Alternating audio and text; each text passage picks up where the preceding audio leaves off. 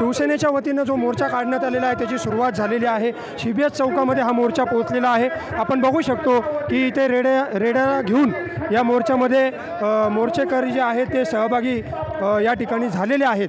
आणि एकूणच नाशिककरांचा जो खड्ड्याचा जो काही प्रश्न आहे, खड्ड्यांमुळे नाशिककर जे काही वैतागलेले आहेत, त्रस्त आहेत, त्याचा निषेध जो आहे तो या माध्यमातून इथे आपल्याला होताना दिसतो आहे।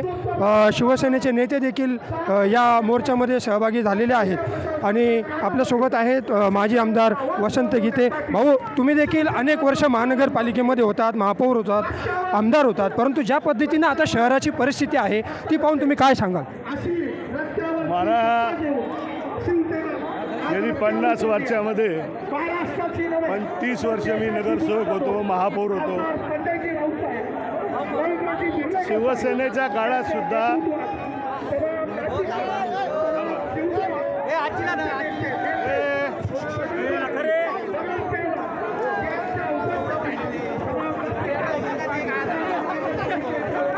शिवसेनेच्या काळात पण सिंहाचं कुंभमेळा झाला, राज ठाकरेंच्या काळातही कुंभमेळा झाला, पण असा कुंभमेळा कधी नव्हता। त्या कुंभमेळ्याने नाशिककरांना घाव घातलेला आहे। घरातील करते माणसं गेलेली आहे, 25 नाही 50-100 लोक उघड्यावर पडलेले आहे आणि 10 लोकांचा बळी गेलेला आहे। अजून काही गॅसवर आहे, व्हेंटिलेटरवर आहे। असा कुंभमेळा आम्ही कधी बघितला नाही आणि म्हणून हा भ्रष्टाचाराचा कुंभमेळा आहे। याला जाब विचारण्यासाठी आजचा हा मोर्चा आम्ही नाशिककरांच्या वतीनं काढलेला आहे।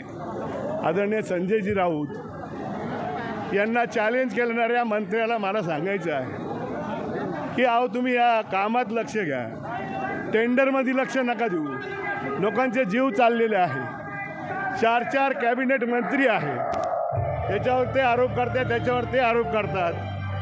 तू मारल्यासारखं कर, मी रडल्यासारखं करतो आणि मिळालेल्या बलिदा वाटून घेऊ, असं यांचं काम चालू आहे।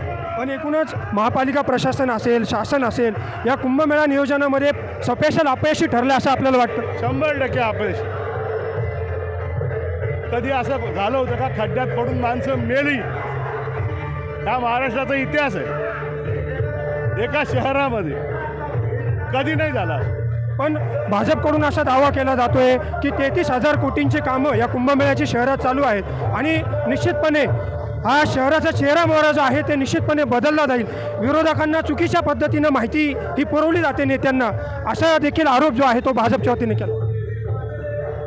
भारतीय जनता पार्टीच्या पक्षाच्या मालकीचे पैसे नाही, हे पैसे आमचे, आमच्या जनतेचे। तुमचे काही सातबारा कोरे करून नाही दिलेले, प्रॉपर्टी विकून नाही आलेले। हा पैसा आमचा आहे, नाशिककरांचा आहे, टॅक्समधला पैसा आहे, त्यांच्या काही बापाचे पैसे नाही।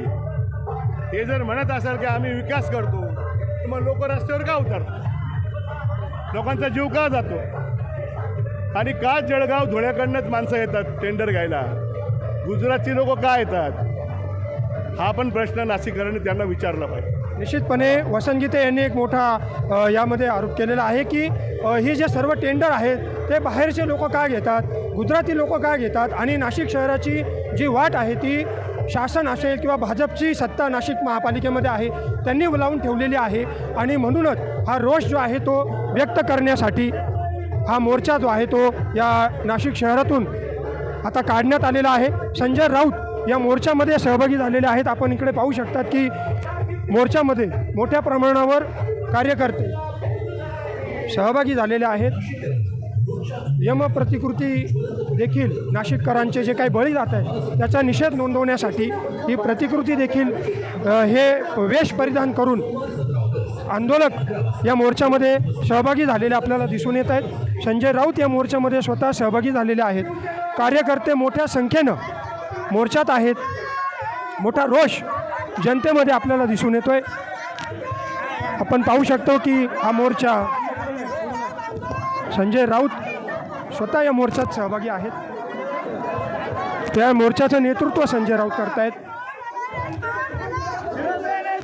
शिवसेना कार्यालयापासून महानगरपालिकेच्या प्रवेशद्वारापर्यंत पायी मोर्चा काढण्यात आलेला आहे आणि स्वतः संजय राऊत या मोर्चात पायी सहभागी झालेला आपल्याला दिसून येत आहे. त्या मोर्चाची दृश्य आपण पाहू शकतो.